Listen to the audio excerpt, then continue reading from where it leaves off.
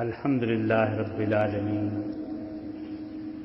والعاقبۃ للمتقین والصلاة والسلام علی رسولہ النبی الکریم اما بعد اعوذ باللہ من الشیطان الرجیم بسم اللہ الرحمن الرحیم لقد من اللہ علی المؤمنین اذ بعث فیہم رسولا من انفسہم یتلو علیہم آیاتہ ویزکیہم ویعلمہم الکتاب والحکمہ وإن كانوا من قبل لفی ضلال مبین صدق اللہ مولانا العظیم۔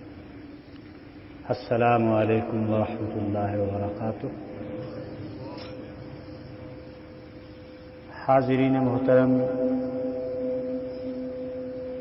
یہ بڑے بابرکت لمحات ہیں اور ان بابرکت لمحات میں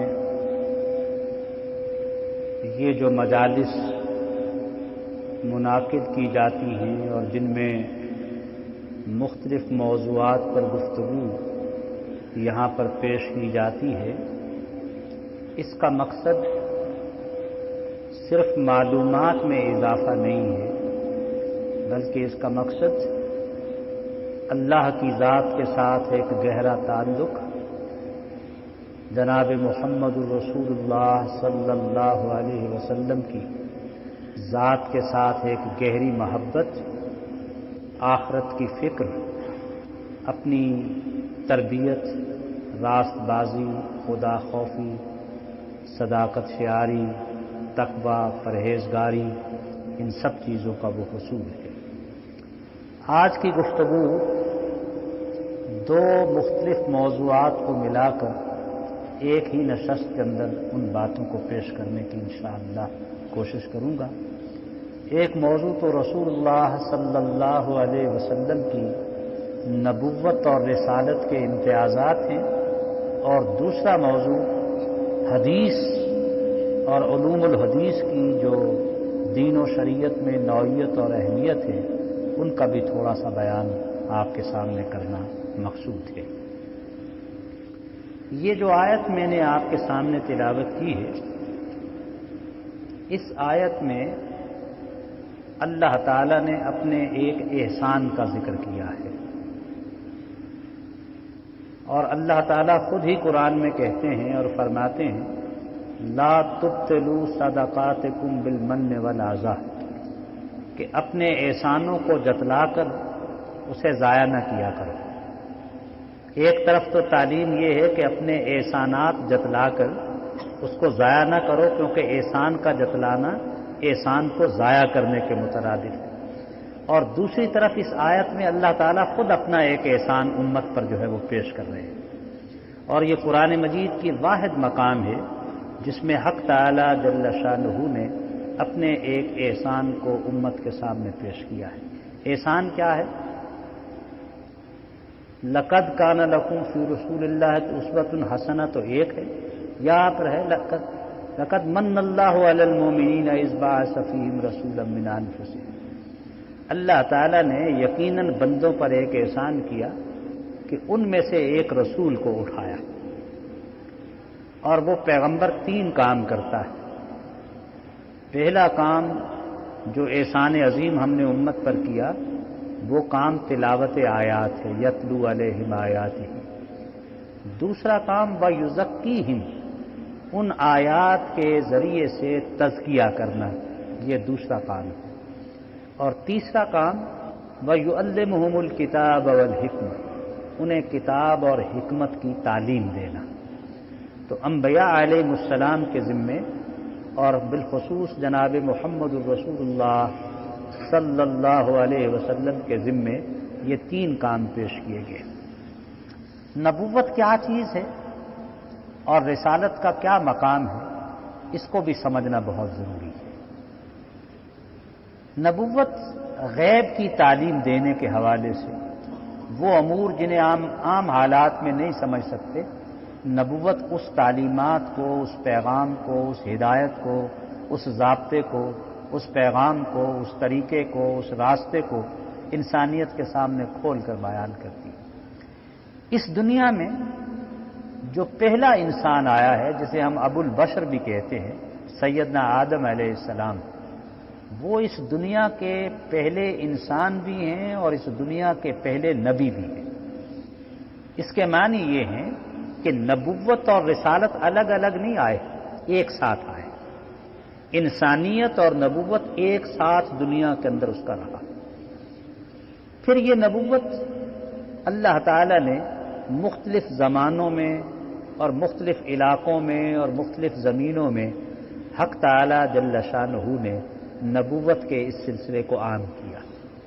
اور ایک روایت یہ ہے کہ 1,24,000 کے قریب انبیاء علیہ السلام اس دنیا کے اندر انسانیت کے سامنے ہدایت کو پیش کرنے کے لیے تشریف لائے۔ ان میں سے صرف 24-25 کے نام قرآن مجید میں آئے ہیں۔ انجیل اور تورات میں کوئی 150-200 کے نام آ گئے ہیں۔ باقی انبیاء کے نام کیا تھے، کس کس زمانے میں کیسے آئے، اس کا صرف ذکر کر دیا گیا ہے، لیکن اس کی تفصیلات ہمارے سامنے موجود نہیں ہیں۔ ایک بات بڑی عجیب ہے کہ یہ جتنے انبیاء علیہ السلام دنیا میں تشریف لائے، یہ سب ایک ہی بات کرتے تھے۔ جو بات آدم علیہ السلام نے فرمائی وہی نوح علیہ السلام نے فرمائی، جو نوح علیہ السلام نے فرمائی وہی شیش علیہ السلام نے فرمائی، جو شیش نے فرمائی وہی حضرت ابراہیم علیہ السلام نے فرمائی، جو ابراہیم علیہ السلام نے فرمائی وہی یعقوب علیہ السلام نے، یوسف علیہ السلام نے، موسیٰ علیہ السلام نے، زکریا علیہ السلام نے، ہارون علیہ السلام نے، شعیب علیہ السلام نے، اور پھر سیدنا عیسیٰ علیہ السلام نے، سب نے ایک ہی بات کی، لا الہ الا اللہ، اللہ ایک ہے اور اس کی حکمرانی کو تسلیم کر۔ اس کے علاوہ کوئی ذات ایسی نہیں ہے کہ جس کے سامنے جھکا جائے، سجدہ ریز ہوا جائے، اس کی عبادت کی جائے۔ اگر یہ لوگ اپنی بات کرتے تو کہیں نہ کہیں بات میں خلل آنا چاہیے تھا۔ اگر یہ ان کے نفس کی تعلیم ہوتی، اپنے دماغ کی پیداوار ہوتی، تو ایک سے دوسرے کی بات تبدیل ہو جانا چاہیے تھی۔ معلوم یہ ہوتا ہے کہ یہ سب لوگ چونکہ اللہ ہی کی بات کر رہے تھے، لہذا وہ بات بھی ایک ہی تھی۔ لا الہ الا اللہ ہمیشہ ایک رہا ہے۔ موسیٰ کلیم اللہ بدل گیا، عیسیٰ روح اللہ بدل گیا، لیکن لا الہ الا اللہ وہی رہا۔ اس لا الہ الا اللہ کی، اس مقصد زندگی کی تکمیل اللہ تعالیٰ نے محمد الرسول اللہ صلی اللہ علیہ وسلم کے ذریعے سے فرمائی۔ حضور نبی کریم صلی اللہ علیہ وسلم نے اپنی نبوت کو خود ایک عمارت کے ساتھ تشبیہ دی۔ آپ نے فرمایا کہ سارے انبیاء اینٹوں کی طرح تھے جس سے ایک عمارت بن رہی تھی۔ اس عمارت کے اندر صرف ایک خلا باقی تھا، وہ اللہ تعالیٰ نے میری نبوت کے ذریعے سے اس خلا کو پورا کر دیا، اور اس کے بعد ختم نبوت جو ہے وہ دنیا کے اندر آ گئی۔ ایک عجیب بات آپ سے عرض کروں کہ رسول اللہ صلی اللہ علیہ وسلم کی آمد کے تذکرے، آپ کی بعثت کے بارے میں سابقہ جتنی بھی کتابیں تھیں ان میں ذکر موجود تھا۔ آخر میں آنے والا کون ہوگا، کیا کیفیت ہوگی، وہ کہاں پیدا ہوگا، کس خاندان میں پیدا ہوگا، کس نسل سے تعلق رکھے گا، یہ ایک ایک بات کی وضاحت جو ہے یہ دنیا میں موجود رہی۔ یہی وجہ ہے کہ جب رسول اللہ صلی اللہ علیہ وسلم دنیا میں تشریف لائے تو کئی خوش نصیبوں نے، یہود اور نصارہ نے پہچان لیا کہ جس آنے والے کی پیشین گوئی تھی یہ وہی آ گیا۔ اس سلسلے میں موقع نہیں، لیکن آپ کو موقع ملے تو سلمان فارسی رضی اللہ تعالیٰ عنہ کا ذکر ضرور پڑھیے گا۔ انہوں نے ایک لمبا سفر کیا، ان کو پتا چلا کہ ایک آخری آنے والا ہے اور اس کا زمانہ آ گیا ہے اور وقت آ گیا ہے، تو اس کی تلاش میں وہ نکلے، اور راستے میں وہ راہبوں سے ملتے تھے، وہ بھی تصدیق کرتے تھے کہ ہاں بھائی۔ ایک لمبا سفر اختیار کیا، سفر کے آخر میں وہ غلام بھی بنا لیے گئے، غلامی کے بعد اللہ نے رہائی کے بھی سامان پیدا کیے۔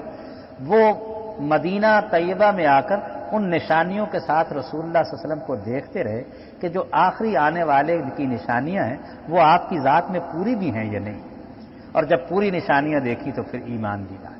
تو لوگوں نے بڑی بڑی دیر تک آپ کو پرکھا ہے اس چیز کی، اب ساری کتابوں میں یہ موجود تھا اور اس کا ذکر آتا چلا گیا۔ حتیٰ کہ حیرت کی بات ہے کہ جب میں نے آسمانی کتابوں کے علاوہ یعنی تورات، زبور اور انجیل کے علاوہ دنیا کے دوسرے مذاہب کی کتابیں دیکھیں تو عجیب اتفاق ہے، ہم ان کتابوں پر یقین نہیں رکھتے، بالکل سچی کتابیں نہیں ہیں، نہ آسمانی ہدایت کی کتابیں ہیں، لیکن یہ ایک عجیب کرامت ہے کہ ان میں سے بھی کوئی کتاب ایسی نہیں جس میں رسول اللہ صلی اللہ علیہ وسلم کا ذکر نہ ہو۔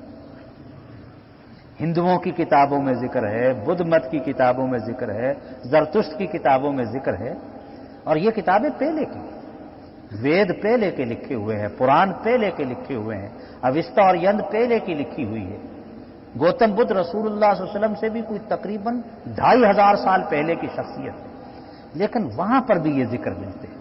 اس کی تفصیل کا موقع نہیں، ذکر کرنے کی ضرورت بھی نہیں، لیکن صرف یہ بتانا چاہتا ہوں ایک دو باتیں کہ اس آخری آنے والے کے بڑے بڑے انتظام کیے گئے، بڑے بڑے انتظام کیے گئے، ہر جگہ انتظام کیے گئے، ہر مذہب میں انتظام کیے گئے، تاکہ اس آنے والے کی پہچان میں کوئی فرق باقی نہ رہ جائے۔ انسانیت اس آخری نبوت کی پہچان میں ان کو کوئی دھوکہ نہ رہ جائے، کوئی غلط فہمی نہ رہ جائے، وہ چڑھتے سورج کی طرح وہ شخصیت پہچانی جائے کہ یہ ایک سچی نبوت اور سچی رسالت جو ہے۔ ہندوؤں کی ایک کتاب کلنکی پران ہے جس کے اندر ایک عجیب پیشین گوئی، اور اس پیشین گوئی میں لکھا ہے کہ جگت گرو سومتی اور وشنو کے بطن سے پیدا ہوگا، اس کے پیدا ہونے سے پہلے اس کا پتا فوت ہو چکا ہوگا، اور اس کے کچھ دیر بعد اس کی ماتا بھی فوت ہو جائے گی، پھر اس کے اپنے ہی گھر والے اس کو اتنا تنگ کریں گے کہ وہ ان کی بستی سے نکل کر ایک اور بستی میں زندگی گزارے گا، اور پھر آخر میں پھر فتح یاب ہو کر اس بستی میں پھر داخل ہو جائے گا، اور بھی باتیں لکھی۔ اب میں اپنے ہندو دوستوں سے پوچھتا رہا، ابھی گزشتہ سال بھی اس سال بھی میں تھرپارکر ایک ضلع ہے کہ جس کے اندر مٹھی اور عمر کوٹ اور جھڈو اور یہ سارے علاقے ہیں، میں وہاں پر ہندوؤں کے اندر تبلیغ کے حوالے سے کبھی کبھی جاتا رہتا ہوں، اور ان کے جو پنڈت ہیں، جو براہمن ہیں، میں ان سے پوچھتا ہوں کہ بھائی یہ تمہاری کتاب میں یہ لکھا ہوا ہے، یہ بتاؤ کہ یہ کس کے لیے لکھا ہوا ہے؟ ہماری کتاب تو نہیں، کتاب تمہاری ہے، اپنی چیز کو آدمی خود پہچان سکتا ہے، تمہاری کتاب میں جو یہ لکھا ہوا ہے یہ مجھے بتاؤ کہ یہ جگت گرو کون ہے؟ جگت گرو کے معنی لیڈروں کا لیڈر، رہنماؤں کا رہنما، جگت دنیا کو کہتے ہیں، گرو رہنما کو کہتے ہیں، جگت گرو جو پوری دنیا کا سب سے بڑا رہنما ہے۔ اور پھر یہ سومتی اور وشنو کیا ہے؟ یہ تمہاری سنسکرت زبان کے لفظ ہیں، سومتی کے معنی امن والی کے ہیں، یہ آمنہ کے معنی بھی امن والی کے ہیں، یہ سومتی کون ہے بھائی؟ اور وشنو کے معنی وہی ہیں جو عبرانی زبان میں اسرائیل کے ہیں، اور اسرائیل کے عبرانی زبان میں معنی ہے خدا کا بندہ، اور عربی زبان میں عبداللہ کے معنی بھی ہیں خدا کا بندہ۔ یہ سومتی کے معنی بھی وہی جو آمنہ کے معنی، یہ وشنو کے معنی بھی وہی جو اسرائیل کے معنی ہیں، جو عبداللہ کے معنی ہیں، اور اس کا پتا پہلے فوت ہو چکا ہوگا، پھر بعد میں ماتا بھی فوت جلدی ہو جائے گی۔ یہ کون سی شخصیت ہے تمہارے ہاں جس پر یہ ساری باتیں پوری اترتی ہیں؟ پھر اس کے اپنے اس کو گھر سے نکال دیں گے، ایک اور جگہ پہنچ جائے گا، پھر وہاں سے وہ واپس آئے گا، فتح یاب ہوگا۔ کون ہے جو اس طرح سے نکالا گیا اور پھر واپس آ کر فتح یاب ہوگا؟ اب ان کے دل میں بات تو حقیقت آ جاتی ہے، لیکن اللہ، یہ جو ہدایت ہے یہ اللہ کی توفیق سے ہے، یہ جس کو مل جائے بس شکر ادا کرتا رہے، مگر نہ دنیا کے 4.5 ارب انسان اس ہدایت سے محروم ہیں، 4.5 ارب اس ہدایت سے محروم ہیں۔ ہمیں مل گئی ہے تو ہم قدردان نہیں ہیں، جو قدردانی ہونی چاہیے تھی، یہ قدردانی بلال سے پوچھیے، یہ قدردانی آل یاسر سے پوچھیے، یہ قدردانی سمیہ رضی اللہ تعالیٰ عنہا سے پوچھیے، یہ قدردانی سلمان فارسی رضی اللہ تعالیٰ عنہ سے۔ ہمیں کیا قدر؟ گھر بیٹھے سب کچھ مل گیا، کوئی تگ و دو، کوئی تلاش، کوئی آزمائش، بڑی نعمت ہے اللہ کا یہ احسان۔ لقد من اللہ علی المومنین، اللہ فرماتے ہیں میں نے اپنے بندوں پر ایک بڑا احسان کیا، اور نبوت سے بڑا کوئی احسان نہیں، جو زندگی میں کامیابیوں کو دکھانے والا راستہ ہے کس طرح سے۔ اسی طرح سے گوتم بدھ جب دنیا سے رخصت ہو رہا تھا تو گوتم کا ایک بڑا چیلا تھا جس کا نام نندا تھا. نندا گوتم کے قریب آیا. اس نے کہا کہ معلوم ہوتا ہے کہ اب جلدی ہی جس نروان کی تلاش میں نکلے ہوئے ہیں اب سانسوں کی ڈوری اکھڑنے والی، تو تیرے بعد ہمیں کون ہدایت کی بات بتائے گا؟ تو گوتم نندا سے کہتا ہے کہ دیکھو، نہ میں پہلا بدھ ہوں اور نہ آخری بدھ ہوں. بدھ کے معنی سمجھ کی بات بتانے والا، پیغمبرانہ بات کرنے والا. اپنے آنے والے وقت پر ایک آخری بدھ آئے گا، آخری ذہین فتین ایک شخصیت روحانیت آمیز آئے گی، جس کے بعد کسی کو ہدایت کی ضرورت نہیں رہے گی. تو نندا کہتا ہے کہ ہم اس کو کیسے پہچانیں گے؟ جب وہ آئے گا تو اس کی کیا نشانی ہوگی، کس طرح سے پہچانیں گے کہ وہ کون ہوگا؟ تو اس نے کہا وہ منور القلب ہوگا، روشن دماغ ہوگا، بڑی صفات بیان کی. کہنے لگے اس سے بات نہیں بنے گی ان باتوں سے، کوئی اور بات. تو اس نے کہا وہ آنے والے کا نام جو ہے وہ متریا ہوگا. یہ بات چلتی رہی. 1930 عیسوی میں کلکتہ میں ایک کانفرنس ہوئی بدھوں کی کہ جو گوتم نے نندا سے آخری بات کہی تھی کان میں کہ آنے والے کا نام متریا ہوگا، یہ متریا ہے کیا؟ کون ہے جس کے لیے یہ صفاتی نام پیش کیا گیا؟ تو وہ کانفرنس رہی اور کانفرنس کے نتیجے میں انہوں نے کہا کہ اس لفظ کے معنی ہیں وہ جو سارے جہانوں کے لیے رحمت ہے، اور یہ رحمت للعالمین کا ترجمہ ہے. یہ باتیں صرف آپ کے ایمان اور ذوق کے لیے میں کہہ رہا تھا، مگر نہ ان کی ضرورت نہیں ہے. حضور نبی کریم صلی اللہ علیہ وسلم کی پہچان تو عالم سے بالا تر ہے. وہ تو کفار بھی چہرہ دیکھتے تھے تو کہہ اٹھتے تھے کہ یہ چہرہ جھوٹ نہیں بول سکتا. وہ دشمنی کرتے تھے لیکن سمجھتے تھے کہ ایمانت دار ہے تو پورے مکہ میں یہ ایک شخص ہے، دیانت ہے تو اس پر ختم ہے، سچائی ہے تو وہ اس پر ختم ہے. سارے الزام لگاتے تھے لیکن آپ کی شخصیت پر کوئی انگلی نہیں اٹھا سکتے تھے. وہ تو یہ بھی سمجھتے تھے. تو رسول اللہ صلی اللہ علیہ وسلم سے پہلے نبوت کی جتنی تعلیمات تھیں وہ دنیا میں ختم ہو چکی تھی. جیسے میں نے بتایا، نہ تورات کا متن باقی تھا نہ انجیل کا متن باقی تھا. رسول اللہ صلی اللہ علیہ وسلم سے آخری نبی جو دنیا میں رسول اللہ صلی اللہ علیہ وسلم سے پہلے آئے ہیں وہ 570 سال پہلے مسیح علیہ السلام آئے. لیکن آپ سے 2600 سال پہلے ابراہیم علیہ السلام آئے. رسول اللہ صلی اللہ علیہ وسلم سے 2600 سال پہلے سیدنا ابراہیم علیہ السلام آئے، اور باپ اور بیٹا جب وہ خانہ کعبہ کی تعمیر کر رہے تھے تو ایک دعا بھی مانگ رہے تھے. یہ دعا 2600 سال پہلے مانگی گئی. ربنا وبعث فیہم رسولا من انفسہم، اے اللہ اس بستی میں اپنا ایک رسول بھی اب مبعوث کیجیے. اور اس بستی میں پھر آپ کے علاوہ کوئی رسول نہیں آیا. 2600 سال پہلے جو خلیل اللہ نے دعا مانگی تو اللہ تعالی نے اس دعا کا ذکر تورات اور انجیل میں بھی کیا، اور یہ بتایا کہ وہ اسماعیل کی، وہ ابراہیم کی اولاد میں سے پلوٹھی کا بچہ ہوگا جس کی نسل سے وہ آخری پیغمبر آئے گا. پھر بات سمجھ لیں، جو دعا کی گئی اس کے نتیجے میں اللہ نے بشارت دی کہ ابراہیم علیہ السلام کا جو پلوٹھی کا بیٹا ہے اس کی نسل میں سے آخری پیغمبر آئے گا. اب پلوٹھی کا بچہ کسے کہتے ہیں؟ جو کسی شخص کے گھر میں پہلا بیٹا پیدا ہو اسے ہم پلوٹھی کا بچہ کہتے ہیں. یہ بات یہودیوں کو بھی معلوم ہے اور ان کی کتابوں میں ابھی تک لکھا ہوا ہے. تو پھر وہ مانتے کیوں نہیں؟ یہ ایک بڑا دلچسپ قصہ ہے جس کو بھی تھوڑا سا علمی طور پر سمجھنے کی ضرورت ہے. سیدنا ابراہیم علیہ السلام کی عمر 96 سال کی تھی، 86 سال کی 86 سال کی عمر تھی تو سیدہ ہاجرہ کے گھر پہلا بیٹا اللہ نے ان کو عطا کیا اور اس کا نام اسماعیل رکھا گیا. تو پلوٹھی کا بچہ کون ہوا؟ اسماعیل علیہ السلام. اس کے 14 سال بعد اللہ نے ایک بیٹا اور دیا اور وہ دوسری بیوی سے دیا اور اس کا نام اسحاق رکھا گیا علیہ السلام. سیدنا ابراہیم کی 2 سے زیادہ بیویاں تھیں اور سب سے اولاد ہوئی، لیکن پلوٹھی کا بچہ جو تھا جس کا ذکر کیا گیا پیشین گوئی میں وہ اسماعیل تھے. اب یہودیوں کو یہ پتا ہے کہ 86 سال کی عمر میں جو بیٹا پہلے پیدا ہوا وہ تو اسماعیل ہے علیہ السلام، اور 100 سال کی عمر میں جو بیٹا پیدا ہوا وہ حضرت اسحاق ہے۔ 14 سال کا فرق ہے حضرت اسماعیل اور حضرت اسحاق کی عمر میں۔ تو پلوٹھی کا بچہ کون ہوگا؟ جو عمر میں بڑا ہے۔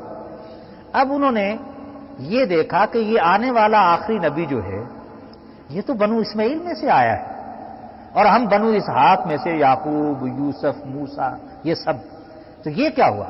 تو انہوں نے اس کی ایک غلط تعویل شروع کر دی کہ جناب یہ جو اسماعیل ہے یہ تو کسی آزاد عورت سے پیدا نہیں ہوئے، یہ تو کسی غلام باندی سے پیدا شاید ہوئے ہیں، تو آزاد عورت سے تو حضرت اسحاق ہی پیدا ہوئے، لہذا آخری نبی جو ہوگا وہ حضرت اسحاق ہی اولاد میں سے ہونا چاہیے۔ حالانکہ یہ بھی ان کی غلط بیانی تھی، اور یہود کی تاریخ غلط بیانیوں کے علاوہ کچھ اور ہے بھی نہیں۔ حضرت ہاجرہ، جن کا اصل نام حضرت ہاجر ہے، وہ غلام نہیں تھی، آزاد تھی۔ دوسری بات یہ کہ یہ آزادی اور غلامی تو اسلام کا عقیدہ ہی نہیں ہے۔ ساری انسانیت آدم کی اولاد، کل مولود یولد علی فطرت الاسلام، جو بھی شخص اول سے آخر تک دنیا میں پیدا ہوگا وہ غلام پیدا نہیں ہوتا، آزاد پیدا ہوتا ہے، اور اسلام کی فطرت پر پیدا ہوتا ہے۔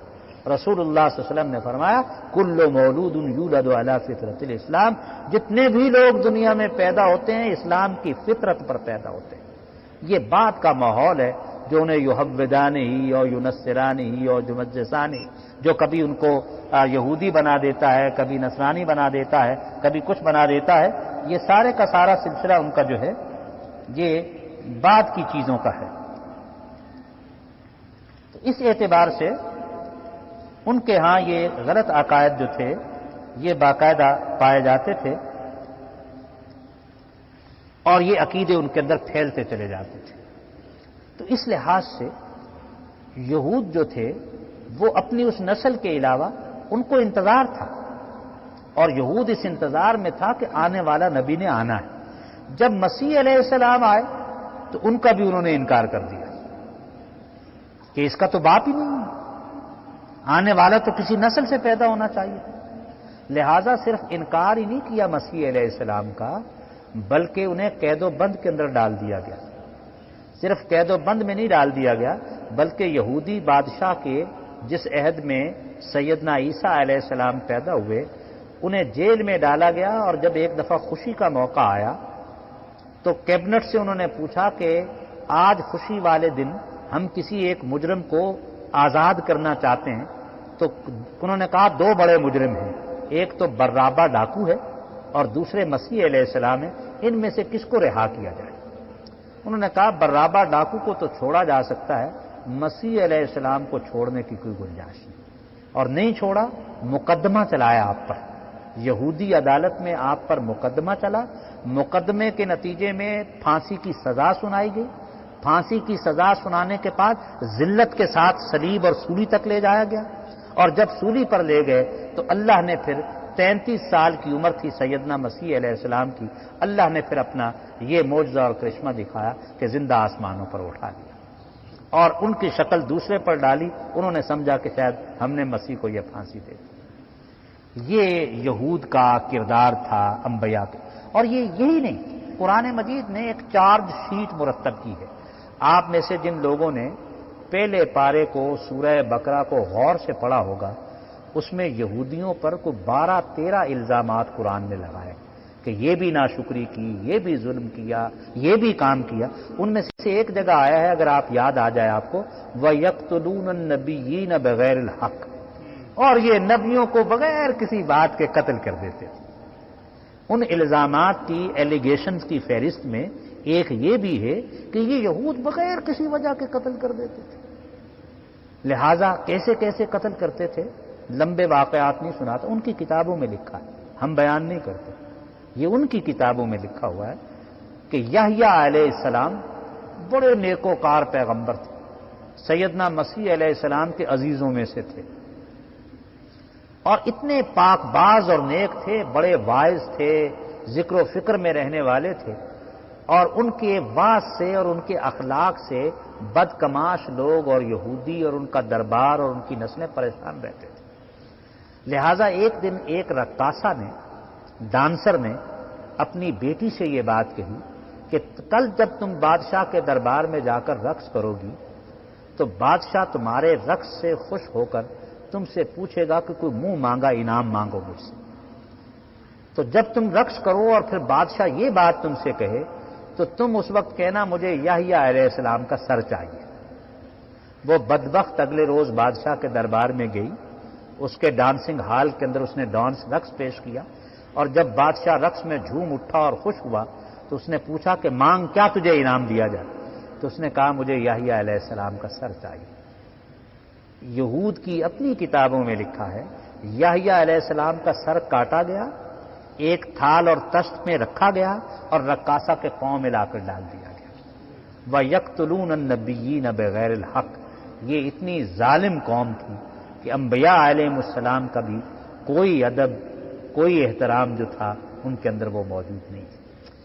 یہ رسول اللہ صلی اللہ علیہ وسلم سے 600 سال پہلے کے واقعات میں بتا رہا ہوں۔ خود رسول اللہ صلی اللہ علیہ وسلم کے زمانے تک بھی دنیا کی حالت بڑی خراب ہو چکی تھی۔ حجاز کی سرزمین جو ہے، حجاز کی سرزمین سے شمال کی طرف شامیوں کی، رومیوں کی سلطنت، بہت بڑی سلطنت تھی۔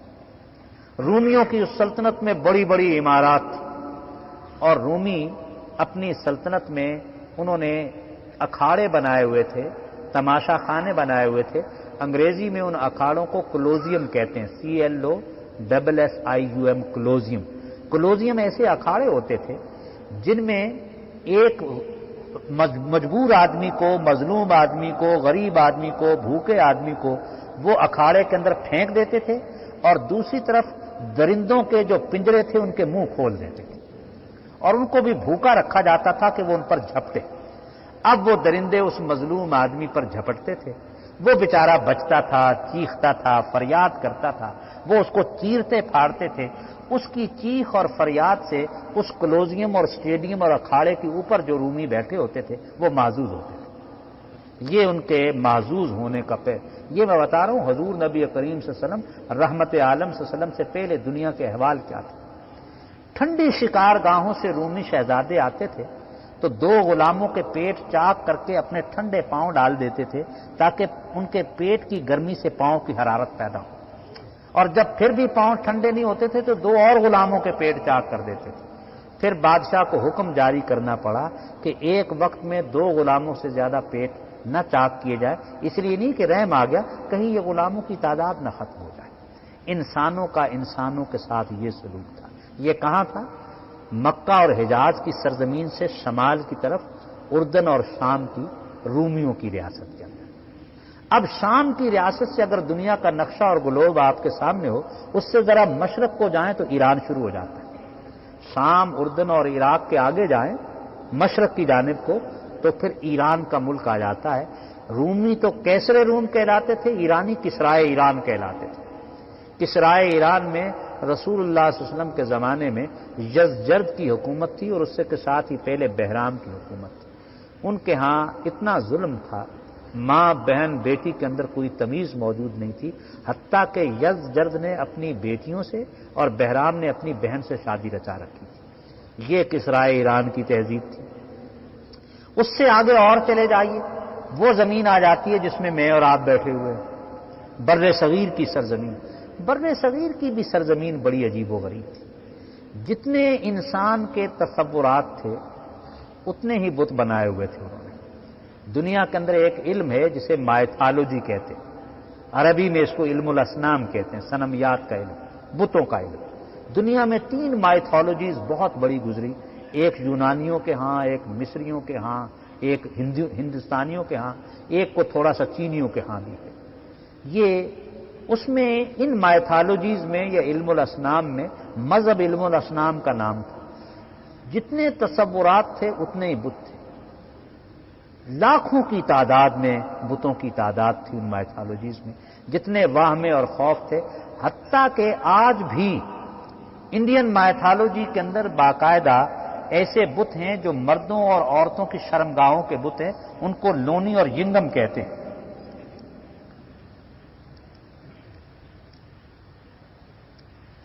لونی اور یونی اور لنگم کے نام سے اب بھی آپ میں نے خود بعض مندروں کو میں نے سیاحت کے طور پر دیکھا، تو ابھی تک اس زمانے میں بھی ہندوؤں کے ہاں مرد اور عورت کی شرمگاہوں کے باقاعدہ بت بنا کر رکھے ہوئے اور ان کی پرستش ہوتی ہے یہ دنیا۔ اور پھر ایک عجیب و غریب قصہ ہے، یہ تفصیل کا موقع نہیں، میں صرف آپ کو پس منظر بتانا چاہتا تھا کہ حضور رحمت عالم صلی اللہ علیہ وسلم کی دنیا میں آمد سے انسانیت کو کیا پیغام ملا ہے۔ ان کے ہاں اتنے رامائن کو پڑھیں، مہابھارت کو پڑھیں، ویدوں کو پڑھیں، عجیب و غریب قسم کا مذہب و دنیا کا۔ اس کی طرف کنفیوشس کو دیکھیں تو اور طرح کا تاؤزم، شنتوئزم، کئی دنیا کے مذاہب کے اندر انسانیت کے پاس آسمانی ہدایت کے جتنے چراغ تھے سارے بجھ چکے تھے۔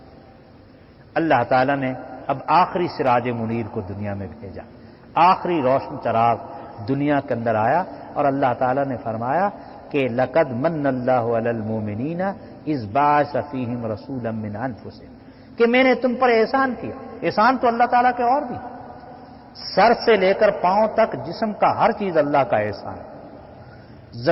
زمین اللہ کا احسان، زمین کے نیچے کی نعمتیں اللہ کا احسان، زمین کے اوپر کی نعمتیں اللہ کا احسان، ایک ایک چیز احسان۔ لیکن اتنے بڑے احسان، سورج کتنا بڑا روشنی دینے والا ہے، اللہ نے کہیں نہیں قرآن میں لکھا کہ میں نے سورج کو تمہارے اوپر احسان کے طور پر بھیجا، حالانکہ سورج کی روشنی کو مانے نہیں۔ آپ جو گھروں میں روشنی جلاتے ہیں اور جس کے بل ہر مہینے آپ کو آتے ہیں اور جس سے آپ بل بلا اٹھتے ہیں، سورج میں اتنی توانائی اور روشنی ہے، اور وہ ساری روشنی وہ ستاروں کو، سیاروں کو، زمین کی فصلوں کو، ہر چیز کو پہنچتی ہے، تو اس سے زمین کا نظام چلتا ہے۔ لیکن اس کا کوئی پانی کے کتنے خزانے ہیں، گھر میں تھوڑا سا پانی سرکاری طور پر آئے تو اس کی کتنی قیمت ہے، لیکن اللہ کے جو خزانے بارشوں کی شکل میں، گلیشیئرز کی شکل میں، دریاؤں کی شکل میں، نہروں کی شکل میں، سمندروں کی شکل، کتنے خزانے ہیں۔ چلیے روشنی اور پانی کے بغیر تو تھوڑا سا وقت گزر سکتا ہے، ہوا کے بغیر تو آپ 5 منٹ زندہ نہیں رہ سکتے، 5 منٹ آپ زندہ نہیں رہ سکتے۔ اور ہوا کے اندر کئی ہوائیں گیسیں ہیں، جو طالب علم یہاں پر نوجوان اور کچھ دوست جو سائنسز پڑھ کر آئے ہیں انہیں معلوم ہے کہ اس کرۂ ہوائی میں ایک گیس نہیں ہے، کئی گیسوں کا مجموعہ ہے یہ کرۂ ہوائی۔ اس میں ہائیڈروجن بھی ہے، نائٹروجن بھی ہے، اس میں کئی قسم کی گیسیں جو ہیں وہ موجود ہیں، اس میں آکسیجن بھی اس میں موجود ہے۔ تو اتنے کرۂ ہوائی میں سے جو اتنی گیسوں کا مجموعہ ہے، صرف انسان کو اس میں آکسیجن کی ضرورت ہے۔ یہ کون ہے جس نے ہواؤں کے اندر اتنی چھلنیاں لگا رکھی ہیں کہ آپ کے ناک پر نہ نائٹروجن پہنچتی ہے، نہ ہائیڈروجن پہنچتی ہے، نہ کوئی اور گیس پہنچتی ہے، نہ امونیا پہنچتی ہے، صرف آکسیجن پہنچتی ہے؟ یہ کس نے انتظام کیا؟ اگر آپ کو یہ انتظام کرنا پڑ جاتا کہ ان گیسوں کو چھان چھان کر صرف ہوا اپنے لیے رکھتے، پتہ نہیں کتنے ہزار گیلن 24 گھنٹے میں ہم کھا جاتے ہیں، اگر ایک دن کی گیس ہمیں اکٹھی کرنی پڑ جاتی تو پھر زندگی کی قیمت کا پتہ چلتا کہ احسان ہوتا کیا۔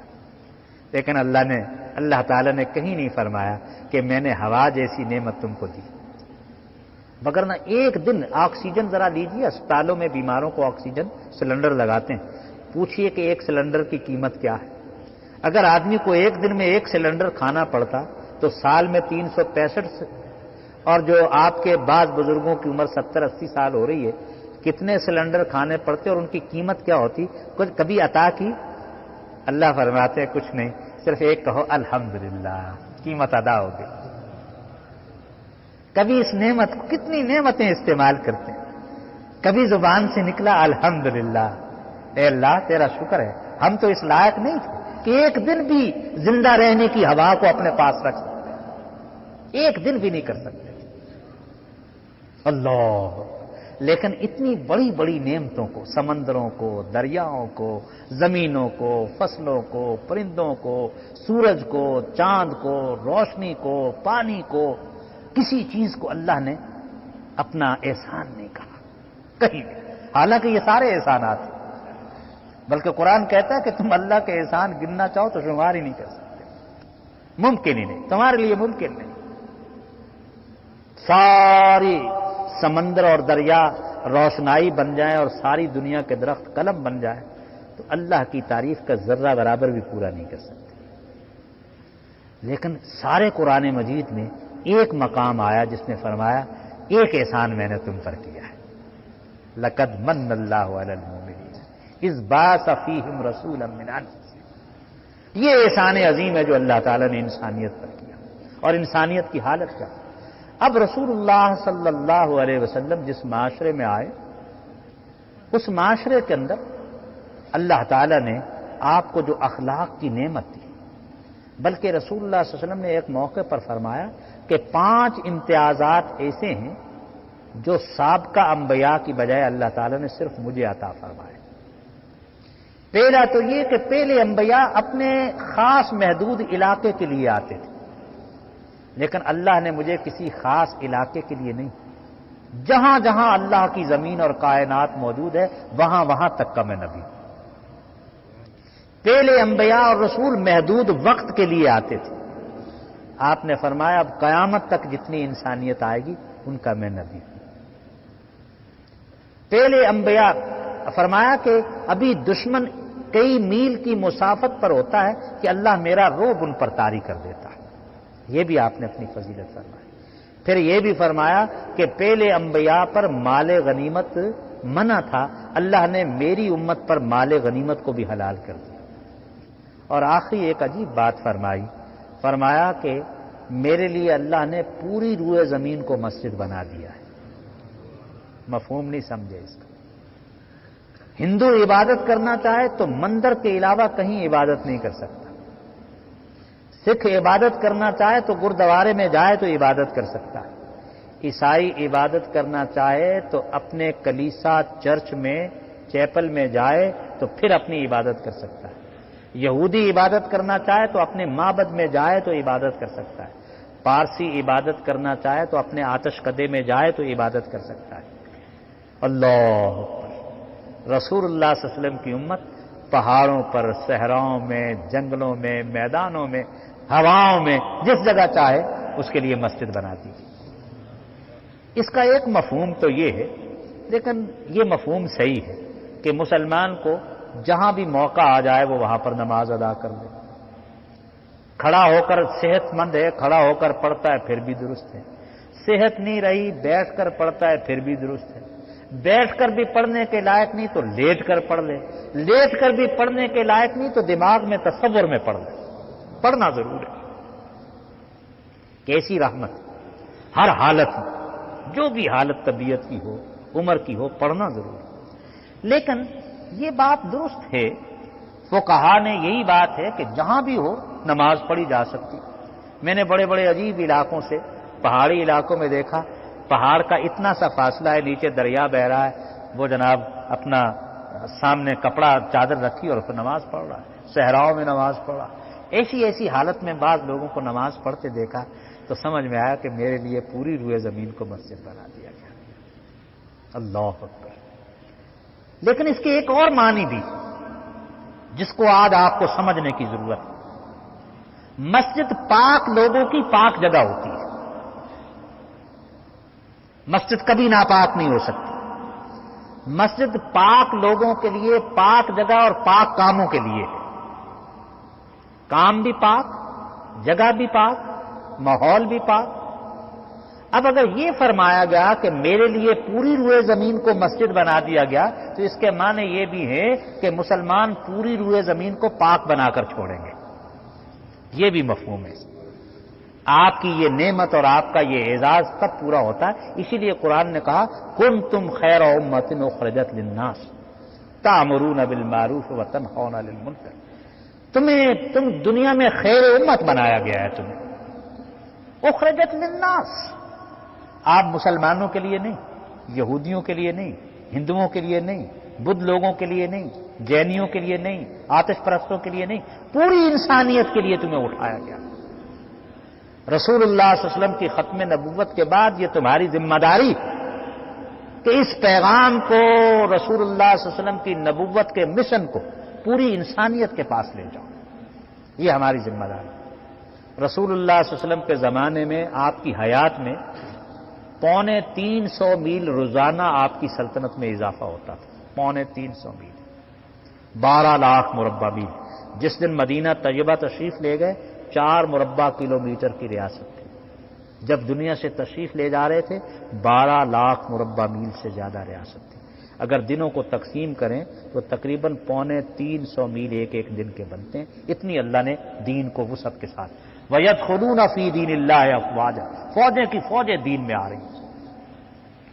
اور سیدنا عمر فاروق رضی اللہ تعالیٰ عنہ کے زمانے میں 26 لاکھ مربع میل، اور خلافت راشدہ کے آخر میں بنو امیہ کی ابتدا میں 45 لاکھ مربع میل، اور پہلی صدی ہجری ابھی اپنے اختتام کو پہنچی تو 65 لاکھ مربع میل میں دنیا کے 3 بر اعظموں میں اخرجت للناس، پورے انسانوں کے لیے اٹھایا گیا۔ 23 ہجری میں تو بلوچستان میں مکران کے مقام پر صحابہ آ گئے تھے، اور اب بھی اگر کوئی بلوچستان کے ساتھی تو انہیں پتا کہ ایک جگہ کا نام پنجگور ہے، اور پنجگور کے معنی وہ 5 قبریں جو 5 صحابہ کی ہیں۔ ان علاقوں کے نام، ان شہروں کے نام صحابہ کے ان مقامات کی وجہ سے دور دور تک، ترکی میں دور جناب کہیں آگے ایوب انصاری رضی اللہ تعالیٰ عنہ کی قبر، ادھر چائنا کی طرف بھی کل بتایا میں نے آپ کو کہ وہ آذربائیجان کی جنگ میں حذیفہ بن یمان رضی اللہ تعالیٰ عنہ، دور دور تک۔ پہلی صدی ہجری میں ہندوستان، 92 ہجری میں تو محمد بن قاسم یہ سندھ اور دیبل تک آ گئے اور ملتان تک ریاست بن چکی تھی، پوری روئے زمین کو بنا۔ رسول اللہ صلی اللہ علیہ وسلم نے ایک بڑا انقلاب پیدا کیا۔ اس سے پہلے ایک چیز اور توجہ دلانا چاہتا ہوں، انبیاء علیہ السلام کے حالات بھی اب مفقود ہیں۔ سیدنا مسیح علیہ السلام آپ سے صرف 570 سال پہلے پیدا ہوئے، کل 33 سالہ زندگی ہے، لیکن 33 سالہ زندگی کا ریکارڈ دنیا کے پاس نہیں ہے۔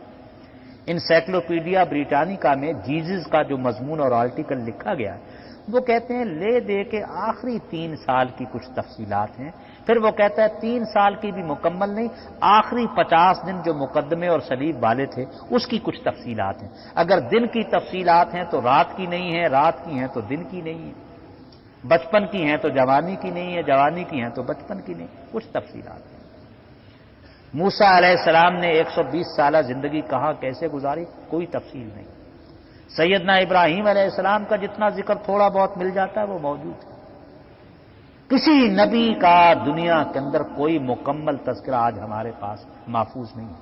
بہت دلچسپ قصہ جو ہمارے وائز سناتے ہیں وہ یوسف علیہ السلام کا ہے، کیونکہ قرآن نے اس کو بڑی تفصیل کے ساتھ کئی مراحل کے ساتھ اس کو بتایا ہے، تو وہ بیان کر، لیکن وہ بھی مکمل نہیں۔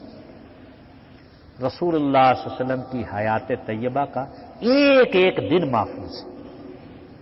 آپ نے ہماری امت کی ماؤں سے کہا رضی اللہ تعالیٰ عنہن، ان سے یہ فرمایا کہ جو کچھ تم مجھ سے رات کی تاریکی میں دیکھو دن کی روشنی میں بیان کر دو، اس لیے کہ پیغمبر کی زندگی کا کوئی گوشہ حکمت اور تعلیم سے خالی نہیں ہوتا ہے۔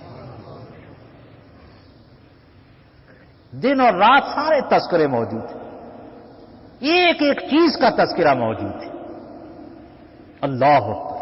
اور صحابہ نے تو آپ کی عادات کو بھی یاد رکھا، آپ کے حالات کو، واقعات کو تو یاد رکھا، آپ کی عادات کو بھی یاد رکھا۔ لباس پہنتے تھے تو کیسا پہنتے تھے، مسواک کرتے تھے تو پہلے کس طرف سے شروع کرتے تھے پھر کس طرف لے جاتے تھے، مسواک کیسی ہوتی، جوتے جو نالین مبارک پہنتے تھے مختلف زمانوں میں کس عمر میں کون سا جوتا پہنا، پہلی دفعہ سفید بال دائیں کنپٹی پر آئے یا بائیں کنپٹی پر آئے، دانت تھے تو دانتوں کی چمک کیسی تھی، آنکھیں تھیں تو ان کی حالت کیا تھی، پیشانی کیسی تھی۔ معبد نے ایک تذکرہ کیا ہے، رسول اللہ صلی اللہ علیہ وسلم جب ہجرت میں جا رہے تھے تو راستے میں بھوک کی وجہ سے ایک گھر دیکھا جو نخلستان میں تھا، تو دیکھا کہ ایک بوڑھی خاتون ہے، چند بیمار مریل بکریاں اس کے پاس موجود ہیں، تو فرمایا دودھ چاہیے، کہنے لگی کہ دودھ والی بکریاں تو خامد باہر لے گیا ہے، یہ جو بیمار کسی نہ کام کی ہیں یہ رہ گئی ہیں، تو فرمایا کہ اگر اجازت دو تو ہم انہی کو دو لیتے ہیں۔ وہ 2 ہاتھ ان کے بھی برتن بھر گئے، خود بھی پی لیے اور آگے روانہ ہو گئے۔ شام کو خامد سارا ریوڑ لے کر آیا تو گھر میں دودھ دیکھا تو اپنی بیوی سے پوچھا کہ یہ کیا ہے، تو معبد نے کہا کہ 2 مسافر آئے تھے، ان 2 مسافروں نے یہ مانگا تھا اور یہ کہتے کیسا مسافر تھا، تو معبد نے پہلی دفعہ حضور صلی اللہ علیہ وسلم کا حلیہ بیان کیا، اور اس سے بہتر کوئی حلیہ دنیا میں بیان نہیں۔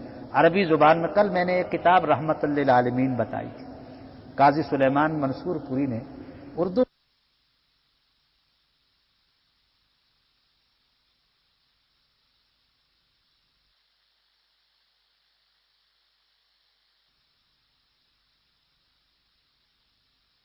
میں ایک شعر ام معبد ہی کے حوالے سے تھا کہ ایک تصویر نگاہوں کو سکون دیتی ہے، ام معبد سے سنا میں نے سراپا تیرا۔ آپ اس سراپا کو پڑھیے، ایک تصویر آنکھوں کے سامنے آ جاتی ہے کہ حضور صلی اللہ علیہ وسلم کا جمال نبوت کیا تھا اور حلیہ مبارک کیا تھا۔ عرض یہ کر رہا تھا کہ یہ سارے قواعد اپنی جگہ موجود، ایک ایک بات ہمارے پاس موجود ہے۔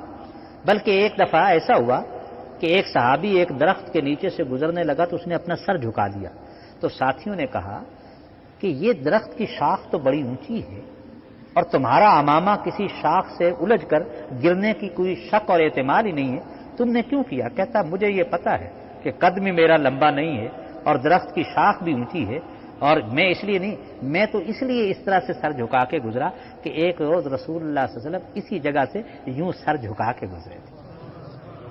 ایک صحابی صحرا میں چل رہا ہے، ایک جگہ پر چلتے چلتے لڑکھڑا کر گر جاتا ہے، ساتھی پوچھتے ہیں تمہاری طبیعت تو ٹھیک ہے؟ یا تو کوئی کھونٹا بھی نہیں ہے کہ جس سے آدمی اٹکے اور گرے، کوئی روڑا بھی نہیں ہے کہ ٹکرائے تو گرے۔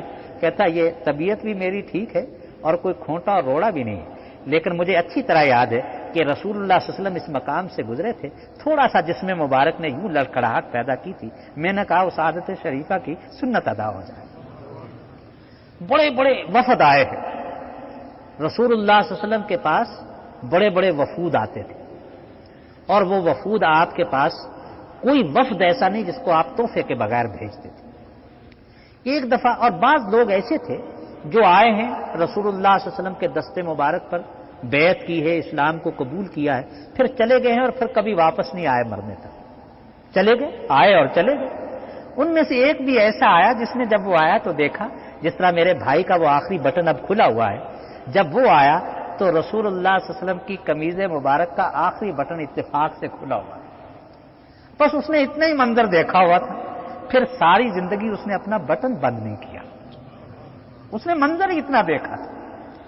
جس نے جتنا دیکھ لیا ہے اس کو پیوست کر لیا، اس کو پھر اپنی حالت سے جدا نہیں کیا۔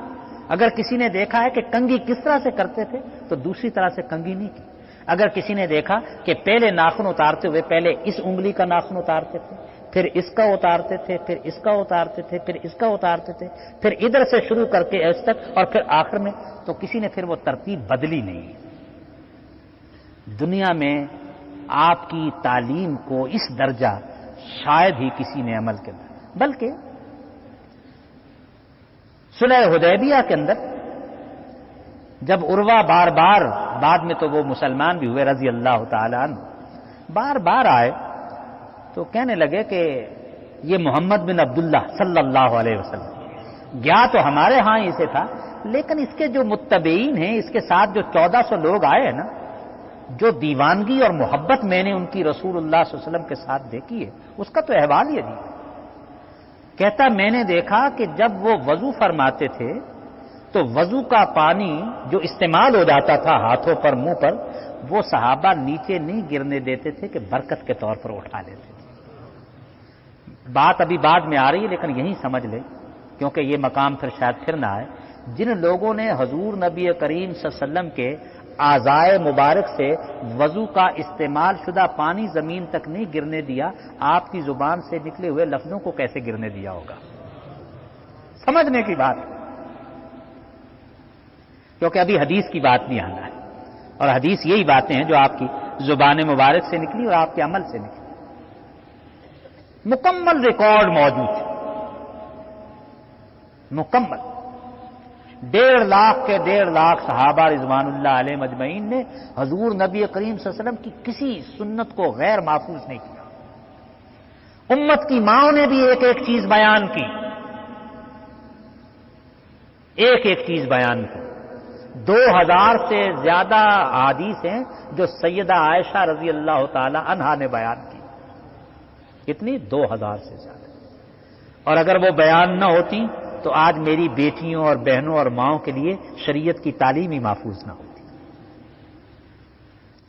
تاریخ کے اندر قرآن کے مطابق تو علوم تھے، انجیل بھی وحی کی صورت میں آئی، تورات بھی وحی کی صورت میں آئی، زبور بھی وحی کی صورت میں آئی، تو قرآن کی مانند وحی کے نمونے پہلے موجود تھے، لیکن تاریخ میں کبھی کسی شخص کی زبان سے نکلا ہوا ایک ایک لفظ اور جسم سے صادر ہونے والی ایک ایک حرکت وہ محفوظ نہیں تھی، حتیٰ کہ محدثین کہتے ہیں کہ صحابہ نے آپ کی خاموشیوں کو بھی محفوظ کر لیا۔ یہ ذرا بات سمجھنے کی ٹیکنیکل بات ہے۔ محدثین جو ہمارے ہاں تعریف کرتے ہیں حدیث کی، وہ حضور نبی کریم صلی اللہ علیہ وسلم کے قول، فعل اور تقریر کو حدیث کہتے ہیں۔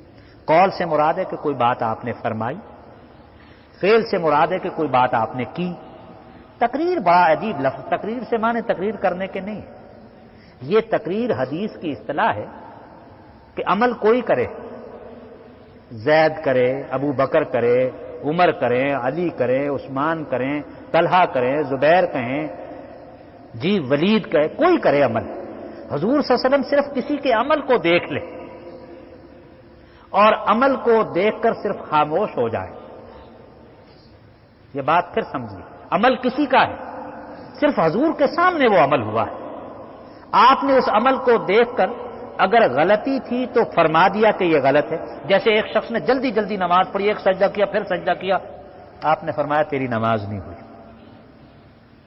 اس کا عمل محفوظ ہو گیا، آپ نے بیان کرنا۔ لیکن اگر کسی نے عمل کیا، عمل دوسرے کا ہے اور آپ نے کوئی غلطی نہیں دیکھی، عمل کسی کا ہے، آپ صرف دیکھ کر خاموش ہو گئے ہیں، تو آپ کا کسی کے عمل پر خاموش ہونا بھی حدیث بن جاتا ہے۔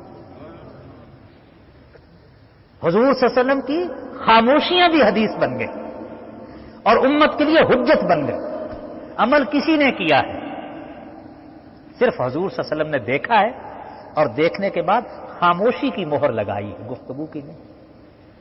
تو جس شخصیت کی خاموشی قانون کا درجہ رکھتی ہو، اس کی زبان سے نکلا ہوا کیا درجہ رکھتا ہوگا؟ اگر خاموشی کا یہ مقام ہے، اور پھر آپ کے ایک ایک لفظ کو کیسے محفوظ کیا، اللہ، ایک ایک چیز کو محفوظ کیا۔ تاریخ انسانی کی کوئی شخصیت ایسی نہیں ہے، بلکہ سارے انبیاء علیہ السلام کی شخصیتوں کو جمع بھی کر دیا جائے اور ان سب کے حالات کو جمع کیا جائے تو وہ سارے مل کر بھی محمد الرسول اللہ صلی اللہ علیہ وسلم کی حیات طیبہ کی تفصیلات اور جزیات کے برابر نہیں ہو سکتے۔ کیوں؟ ختم نبوت کا تقاضا یہ ہے کہ آپ کی حیات کا، آپ کے پیغام کا، آپ کے عمل کا، آپ کے اسوہ کا کوئی پہلو جو ہے وہ غیر محفوظ نہ رہے۔ بدقسمتی سے مسلمانوں میں بعض بد نصیب ایسے ہوئے ہیں جو کچھ تو 1200 سال پہلے تھے، کچھ آج کے زمانے میں بھی ہوئے، کہ جو حضور صلی اللہ علیہ وسلم کی اس حدیث کے کئی طرح سے انکار کرتے ہیں اور وہ کہتے ہیں کہ حدیثیں تو لکھی ہی نہیں گئی تھی۔ بات یہ بڑی تفصیلی ہے، لیکن تھوڑی سی سمجھانے کے لیے چند مثالیں آپ کے سامنے رکھتا ہوں تاکہ آپ کو اندازہ ہو۔ قرآن مجید تو لکھا گیا یہ ایک چیز ہے، جبریل علیہ السلام نبی اکرم صلی اللہ علیہ وسلم کے پاس 24,000 مرتبہ آئے۔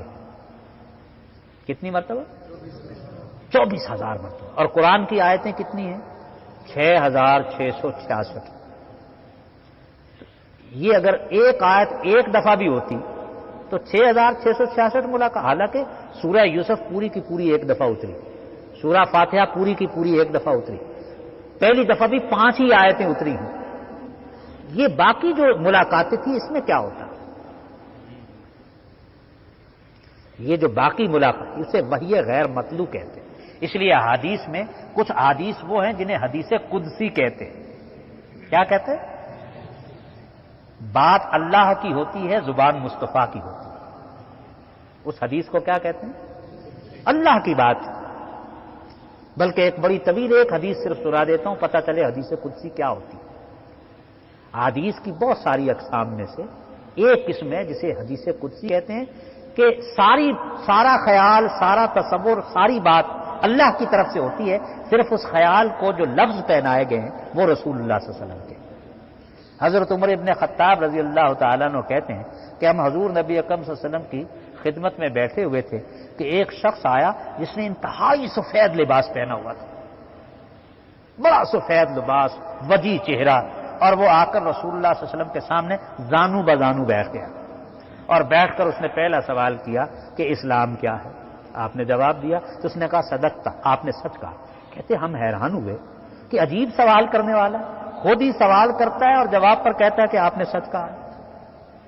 پھر دوسرا سوال کیا ایمان کیا ہے؟ آپ نے فرما دیا ایمان کیا ہے۔ پھر انہوں نے پوچھا کہ احسان کیا ہے؟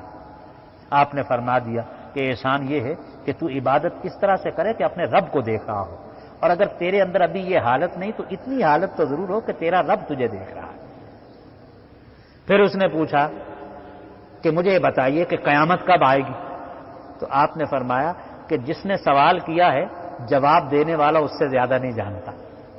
صحابہ کہتے ہیں ہم اور بھی حیران ہوئے، عجیب سوال و جواب ہو رہا۔ پھر اس نے کہا اچھا یہ تو نہیں کہ کب آئے گی، یہ تو بتا دیجئے کہ اس کی بڑی بڑی نشانیاں کیا ہوں گی۔ آپ نے پھر کچھ نشانیاں فرمائیں کہ بھیڑ بکریاں چرانے والے بھی قوموں کے حکمران بن جائیں گے، بڑے بڑے فلک بوس محلات اور عمارتیں تعمیر کریں گے۔ کبھی کبھی سوچتا ہوں تو وہ نشانیاں آج بعض جگہوں پر پوری ہوتی دکھائی دیتی ہیں۔ کہتے ہیں کہ یہ باتیں کرنے کے بعد وہ شخص جو تھا وہ چلا گیا، تو ہم نے پوچھا جی یہ عجیب انسان تھا، اس کو پہلے تو کبھی ہم نے دیکھا ہی نہیں تھا، اور یہ عجیب ہے کہ خود ہی سوال کرتا ہے اور خود ہی اس کی توثیق بھی کرتا ہے کہ یہ آپ نے ٹھیک کہا۔ آپ نے فرمایا یہ جبریل علیہ السلام تھے اور انسانوں کی شکل میں آئے ہیں کہ تاکہ تمہارا دین تمہیں سمجھایا جا سکے۔ یہ جو 24,000 مرتبہ آئے ہیں یہ دین کا فہم ایک سیکھنے سکھانے کا عمل ہے، اور وہ باتیں آپ آگے سکھاتے تھے۔ صحابہ اس بات پر عمل کرتے تھے، وہ بات آگے سے آگے چلتی تھی۔ تو رسول اللہ صلی اللہ علیہ وسلم کی سیرت دو طرح سے محفوظ ہوئی۔ کتنی طرح سے؟ دو طرح سے۔ ایک تو آپ کے عمل کو صحابہ نے اپنا عمل بنا لیا، یعنی اگر کہیں نہ لکھا ہوتا کہ نمازیں دن میں 5 ہیں یا 4 ہیں تو پھر بھی یہ 5 ہی ہوتی۔ اگر یہ کہیں نہ لکھا ہوتا کہ صبح کے فرض 2 ہوں گے، ظہر کے 4 ہوں گے، عصر کے 4 ہوں گے، مغرب کے 3 ہوں گے، پھر عشاء کے اتنے ہوں گے، تو پھر بھی یہی رہتے۔ اگر یہ نہ بھی لکھا ہوتا روزے کیسے ہوں گے، کہاں سے کہاں تک رکھنا ہے، زکوٰۃ کتنی دینا ہے، حج کیسے کرنا ہے، یہ کہیں نہ لکھا ہوتا تو پھر بھی اس لیے کہ تواتر کے ساتھ امت میں یہ عمل آتا چلا گیا۔ اس تواتر کے اندر کوئی ایک دن کا بھی کوئی فرق نہیں، ایک دوسرے کو دوسرا تیسرے کو، تیسرا چوتھے کو، چوتھا پانچویں کو، الا حاض القیاس یہ سنا رہا۔ یہی وجہ ہے کہ جو حدیث کا علم جانتے ہیں کچھ تھوڑا سا، حدیث کا ایک شجرہ ہوتا ہے۔ آج بھی جو شخص کہیں بیٹھا ہوا ہے وہ شخص بیان کرے گا کہ میں نے یہ حدیث جو ہے یہ فلاں سے سنی اپنے استاد کے، میرے استاد نے پھر فلاں سے پڑھی، فلاں نے پھر سید نذیر حسین سے پڑھی، سید نذیر حسین نے شاہ اسحاق سے پڑھی، شاہ اسحاق نے شاہ ولی اللہ سے پڑھی، شاہ ولی اللہ نے علامہ شنقیطی سے پڑھی، انہوں نے پھر اس سے پڑھی، انہوں نے پھر اس سے سنا، انہوں نے پھر امام فربری سے سنا، امام فربری نے امام بخاری سے سنا، امام بخاری نے ابو حمید سعدی سے سنا، انہوں نے پھر حضور سے سنا۔ ایک ایک حدیث جو ہے اس کا شجرہ محفوظ ہے۔ پانی پت میں 3 جنگیں ہوئیں، میں نے بھی پڑھا، آپ نے بھی نصاب میں پڑھا ہوگا۔ کوئی شخص آج آپ میں ایسا ہے جو کہے کہ اس شخص نے دیکھا، پھر دیکھنے والے نے فلاں کو بیان کیا، پھر اس جنگ کو فلاں نے بیان کیا، پھر فلاں نے بیان، کسی کے پاس نہیں۔ دنیا کی ساری تاریخ کا کوئی شجرہ نہیں۔ میرے حضور صلی اللہ علیہ وسلم کی ہر بات کا شجرہ ہے۔ نہیں سمجھے بات؟ میرے حضور صلی اللہ علیہ وسلم کی ہر بات کا شجرہ ہے، ہر فعل کا شجرہ ہے۔ جس نے دیکھا بیان کیا کہ میں نے ایسے حضور صلی اللہ علیہ وسلم کو کام کرتے دیکھا، اس نے آگے بیان کیا، اس نے آگے، اس کو کہتے ہیں سند اور اسناد۔ کیا کہتے ہیں؟ اس سے رجال کا علم بنا۔ ایک شخص کلکتہ میں گزرا ہے، رائل ایشیاٹک کالج کلکتہ میں، اس کا نام تھا ڈاکٹر اسپرنگر، بہت بڑا مصنف۔ اس نے صحابہ اور رجال کی ایک کتاب مرتب کی ہے، انگریزوں نے بڑے بڑے کام کیے ہیں، اس کا نام ہے الاصابہ فی تمییز الصحابہ۔ صحابہ کے حالات پر کئی جلدوں میں کتاب ہے۔ ڈاکٹر اسپرنگر نے، غیر مسلم ہے، مسلمانوں کے صحابہ اور رجال پر کتاب لکھی تو پہلی ہوئی تھی، ایڈٹ کی، مرتب کیا اسے، اور اس کے دیباچے میں لکھا کہ یہ مسلمانوں کی قوم بڑی عجیب قوم ہے کہ اپنی ایک شخصیت، کون سی؟ محمد الرسول اللہ، اپنی ایک شخصیت کے حالات کو محفوظ کرتے کرتے 5 لاکھ مزید شخصیتوں کے حالات محفوظ کر لیے. کسی شخصیت کے دنیا میں حالات، یہاں تو حضور کے غلاموں کی شخصیتیں بھی محفوظ ہیں. حضور کی شخصیت تو اپنی جگہ محفوظ ہے، آپ کے صحابہ کی، تابعین کی، تبع تابعین کی، ائمہ وہاں کی شخصیت اتنا زبردست قسم کا. اب یہ لوگ آج کے زمانے میں، اور بدقسمتی سے یہ حضرات جو ہیں ہمارے تعلیم یافتہ طبقے میں ہیں جو انکار سنت کے فتنے کا شکار ہیں. انکار سنت کا فتنہ پہلی دفعہ عباسیوں کے زمانے میں پیدا ہوا. صحابہ ایسے اٹھے کہ ایسا بے نظیر جواب دے دیا. اب اس فتنے کا دوبارہ پھر سر سید کے زمانے کے بعد چراغ علی، اسلم جی راجپوری، غلام احمد پرویز، احمد دین، عبداللہ چکرالوی، کئی لوگ پیدا ہوئے. سب سے بڑا اسپوکس مین ان کا آخر میں غلام احمد پرویز، کہ جی یہ تو حدیثیں 300 سال بعد جا کر مرتب ہوئیں اور لکھی گئیں. اب جو چیزیں 200 سال 300 سال بعد جا کر لکھے ان کا کون اعتماد کرے؟ بظاہر آدمی سنتا ہے تو بات کو بڑا محسوس کرتا ہے، یار یہ تو دلیل ہے کہ ایک چیز جو 200 سال بعد لکھی جائے، 300 سال بعد لکھی جائے، کوئی اس پر کیسے یقین کرے؟ لیکن اس کے پیچھے فتنہ ہے، یہ یقینی بات نہیں. وہ کہتے ہیں جی قرآن کے علاوہ تو کچھ اور لکھا ہی نہیں ہے. اب میں تھوڑی سی باتیں بتاتا ہوں کہ قرآن کے علاوہ کیا کیا لکھا، اور آپ کا بھی دل گواہی دے، میرا بھی دل اس سلسلے میں گواہ. اللہ اکبر. رسول اللہ صلی اللہ علیہ وسلم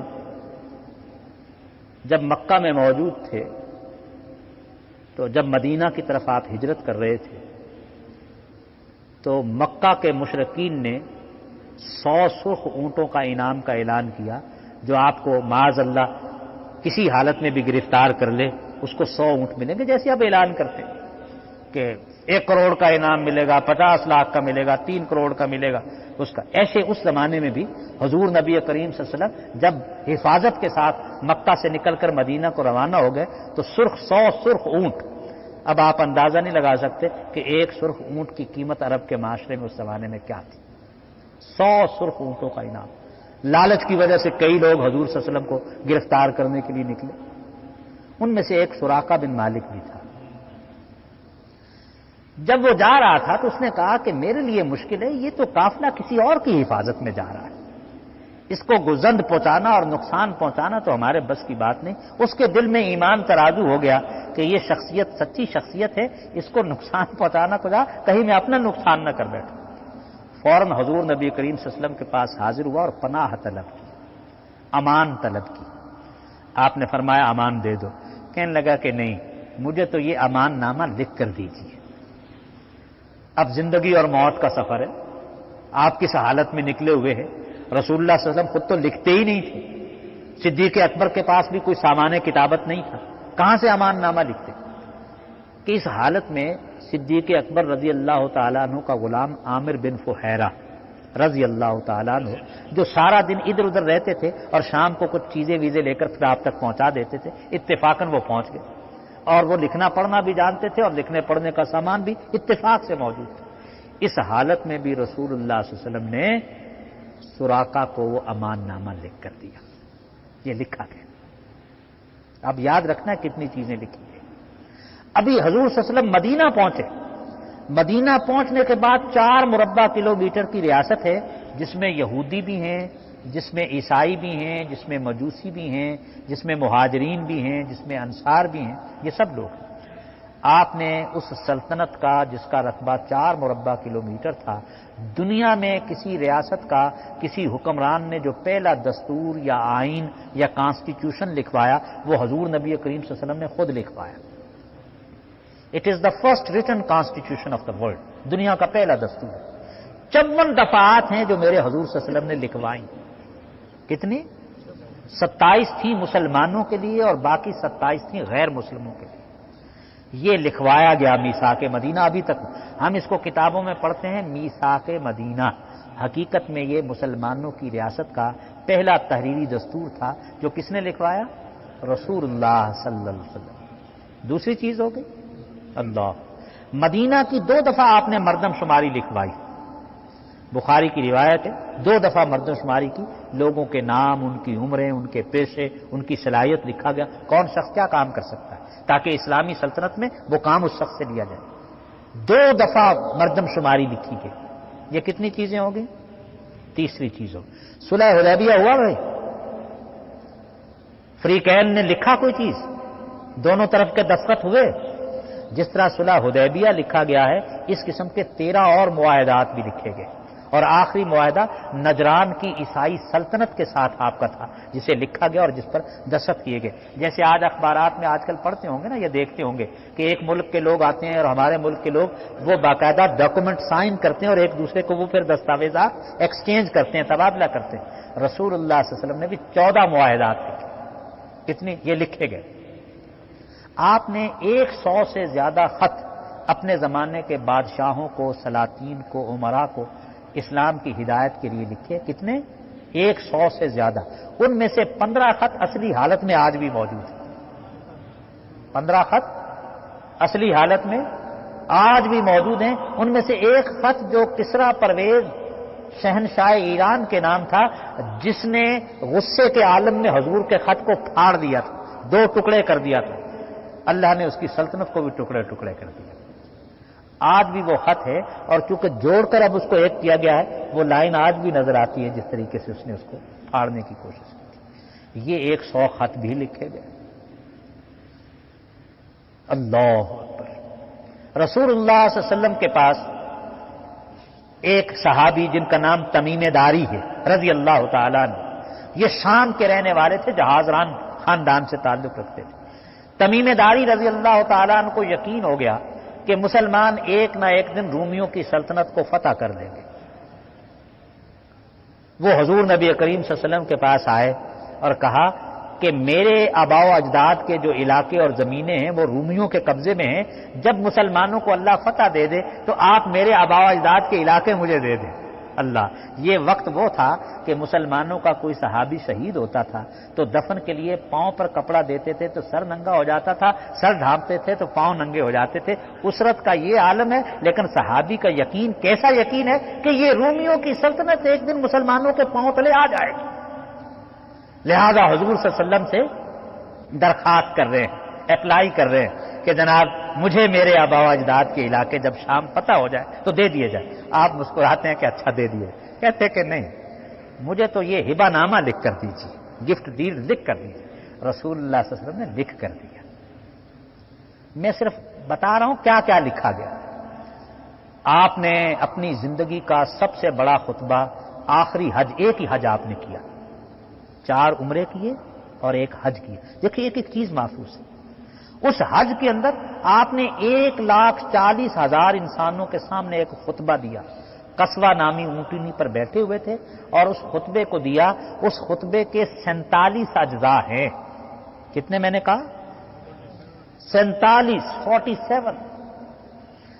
یمن کا ایک بادشاہ آیا ہوا تھا، امیر و کبیر شخص جس کا نام ابو شاہ تھا، وہ بھی مسلمان ہو گیا تھا، حج کرنے حضور صلی اللہ علیہ وسلم کے ساتھ آیا۔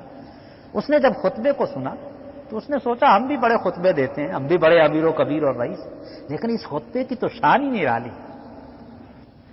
اس خطبے کے اندر 47 اس نے درخواست کی کہ میرے لیے لکھ دیا جائے۔ فرمایا اکتبوا لابی شاہ، ابی شاہ کو لکھ کر دے دیا جائے، اور یہ خطبہ لکھ کر دے دیا گیا۔ وقت نہیں ہے ورنہ میں بتاتا، یہ خطبہ بنیادی حقوق کا دنیا میں پہلا دستاویز 47۔ اور دنیا میں تو حقوق مانگے جاتے ہیں، کیا کیا جاتا ہے؟ حقوق مانگے جاتے ہیں، قراردادیں پاس کی جاتی ہیں، ریلیاں نکالی جاتی ہیں، احتجاج کیے جاتے ہیں، اور پھر کبھی حق ملتا ہے اور کبھی نہیں ملتا۔ میرے حضور صلی اللہ علیہ وسلم سے کسی نے احتجاج نہیں کیا حقوق کے لیے، کسی نے ریلیاں نہیں نکالی، کسی نے قراردادیں اور ریزولوشنز پاس نہیں کیے، حضور نے عطا فرمائے۔ اور حقوق کیسے عطا فرمائے؟ اللہ اکبر۔ پہلے حق خود اپنی ذات پر ثابت کیا، پھر دوسرے پر۔ آپ کہیں گے کیسے ثابت کیا؟ 1-2 باتیں صرف حضور صلی اللہ علیہ وسلم کی محبت اور آپ کی عظمت کے حوالے سے سن لیجیے۔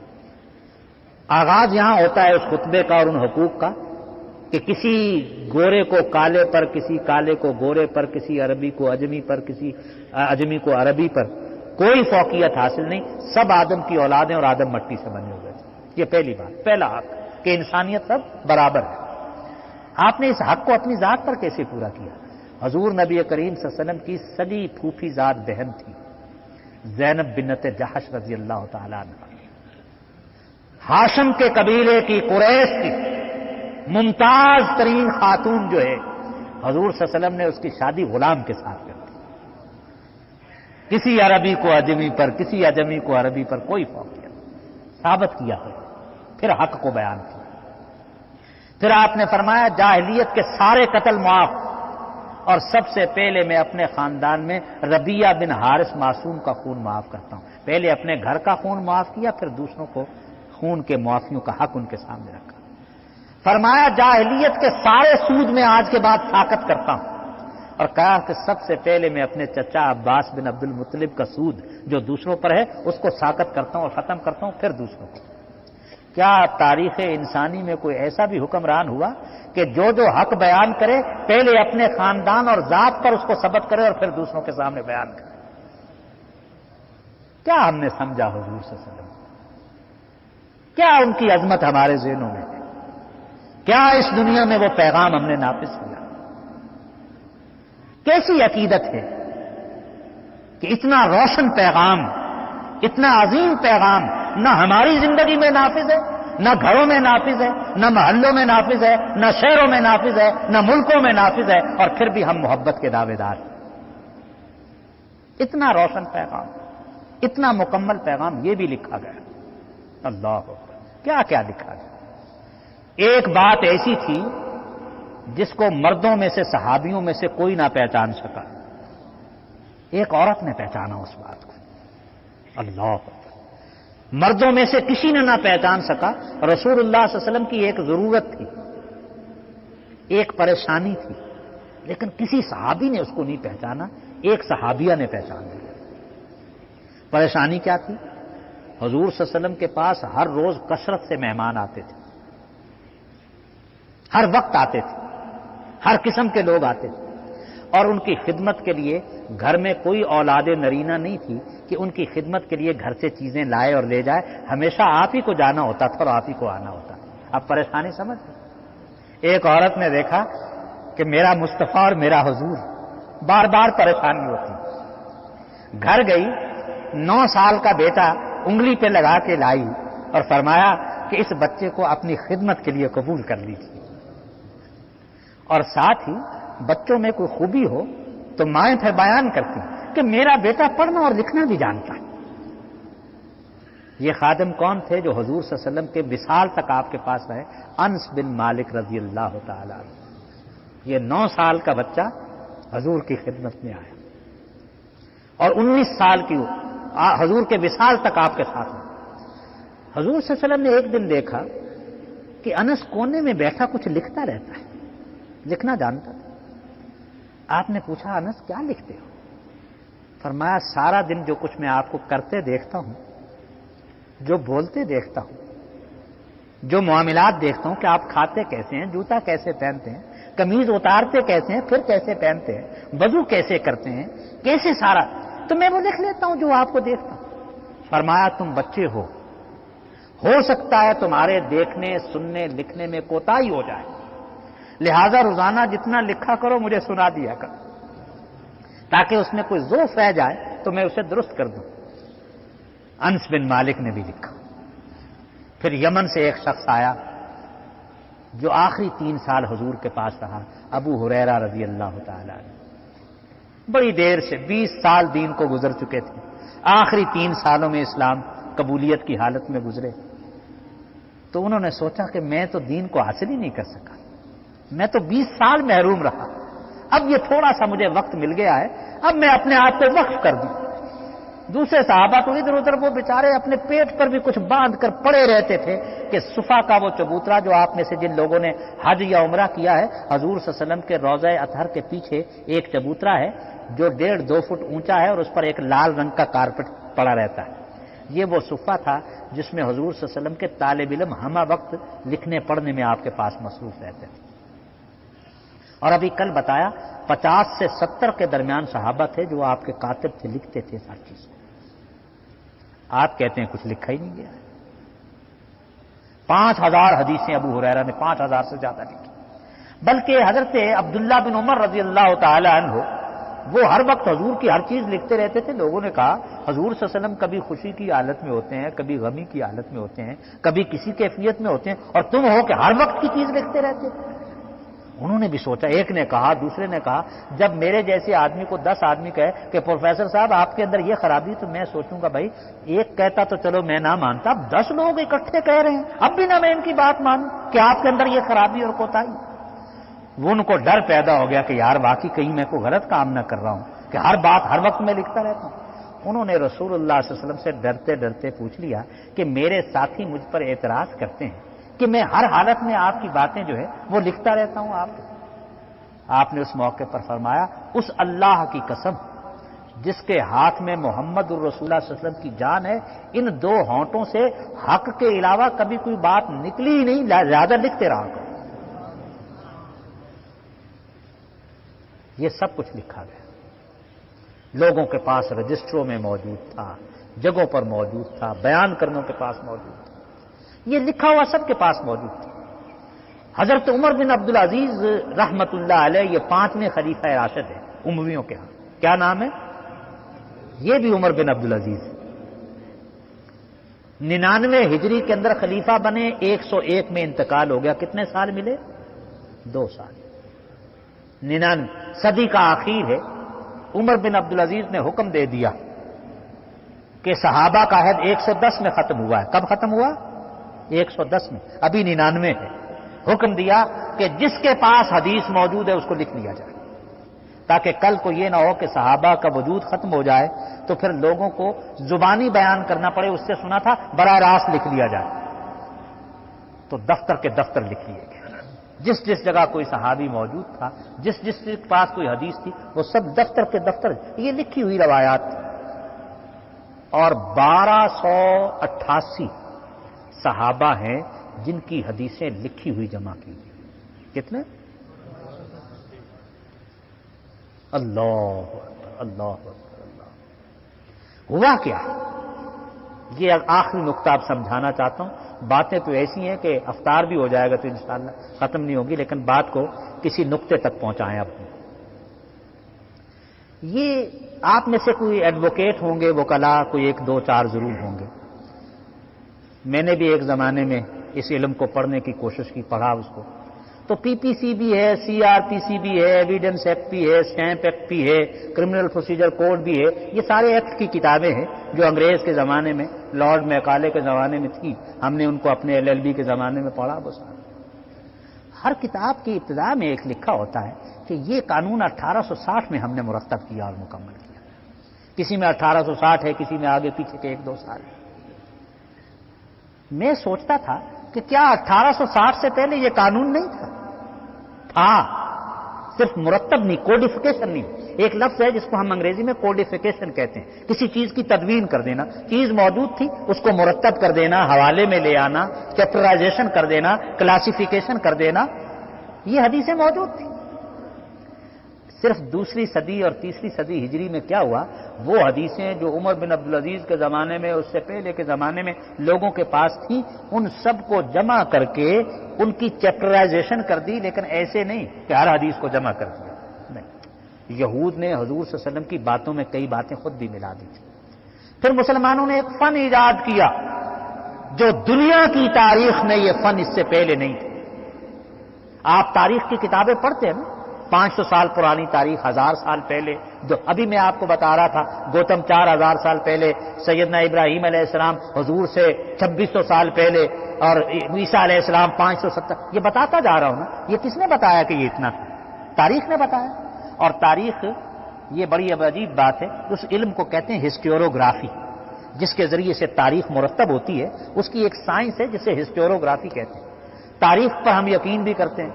ये भी यकीन है कि बाबर जो था वो आया, और बाबर का बेटा नसीरुद्दीन हमायूं था, उसका बेटा जलालुद्दीन अकबर था, उसका बेटा शहाबुद्दीन शाहजहां था, उसका बेटा औरंगजेब आलमगीर था। ये आप में से किसी ने देखा है उन्हें? लेकिन आप सब कहते हैं कि ये थे। इस तरतीब को भी मानते हैं, इस तारीख को भी मानते हैं।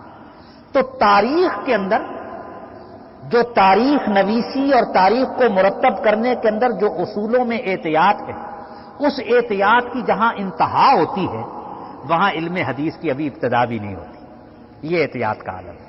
اس جملے کو پھر سمجھیں، دنیا کی تاریخ لکھنے میں جو ہم احتیاط سے کام لیتے ہیں، جن اصولوں سے کام لیتے ہیں کہ تاریخ کا عمل مرتب ہو جائے، اس تاریخ نویسی کے اصولوں کی جو انتہا ہے وہ حدیث کے اندر ابھی ابتدا بھی شروع نہیں ہوتی، اس سے آگے کے معاملات ہیں۔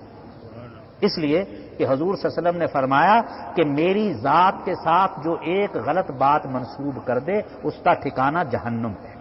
اس لیے صحابہ ڈرتے رہتے تھے کہ کوئی ایسی بات نہ کہہ بیٹھیں کہ جس سے نیکی کی بجائے، نعمت کی بجائے حضور صلی اللہ علیہ وسلم کی ذات میں کوئی بات نہ ہو اور کوئی غلط بات منسوب کرے۔ تو میرے پیغمبر صلی اللہ علیہ وسلم نے فرمایا کہ میری ذات سے کوئی غلط بات منسوب کرے یا بیان کرے، اس کا ٹھکانہ استغفر اللہ ثم استغفر اللہ ثم استغفر اللہ، اس کا ٹھکانہ جہنم ہے۔ اسی وجہ سے محدثین نے ایک علم ایجاد کیا جسے اسماء الرجال اور روایت و درایت کہتے ہیں۔ اس علم کے نتیجے میں پتہ چل جاتا تھا کون سی حدیث صحیح ہے یا نہیں۔ امام بخاری فرماتے ہیں کہ میں ایک حدیث کی تلاش میں نکلا ہوا تھا، بڑا دور کا سفر کر کے جب میں گیا تو جس شخص کے پاس وہ حدیث تھی میں نے دیکھا کہ وہ گھوڑے کو پکڑنے کے لیے اپنی خالی جھولی کو لے کر اس کے پیچھے پیچھے جاتا تھا کہ گھوڑا سمجھے گا میری جھولی کے اندر کوئی دانہ ہے، کوئی چارہ ہے تو اس فریب کے اندر آ کر قریب آ جائے گا۔ امام نے دیکھا کہ جو شخص ایک بے زبان گھوڑے کو دھوکہ دے رہا ہے، کہیں ایسا نہ ہو کہ حضور کی حدیث بیان کرنے میں دھوکہ دے جائے، میں اس سے حدیث قبول ہی نہیں کرتا۔ اللہ۔